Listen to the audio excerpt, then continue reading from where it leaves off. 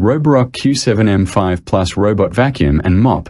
Quick impressions. The Q7 M5 Plus, Roborock's 2025-ish Q7 M5 Plus release, is clearly built to be a heavy-duty, low-interaction cleaner. Think high-suction. Roborock advertises a Typerforce 10,000 pascals on the spec sheet, a 2.7L sealed dust bag in the RockDock Plus that can give you roughly 7 weeks of hands-free clearing, and PreciSense LiDAR for very precise mapping. The product page I looked at didn't show a single featured price. Offers vary by seller, but the hardware and software combo, anti-tangle brushes, viborize or electronic mop options, app control, and multi-floor mapping, reads like Roborock's effort to give you powerful suction plus reliable navigation without babysitting. In real use, you'll notice it's aggressive on carpets and good at edges, and the dual anti-tangle design means less brush maintenance if you have long-haired pets. Reviews on the page reflect strong adoption, lots of buys recently, and people praise the suction and mapping while calling out typical setup quirks: Wi-Fi setup, selecting mop flow. Bottom line, if you want a pro-level,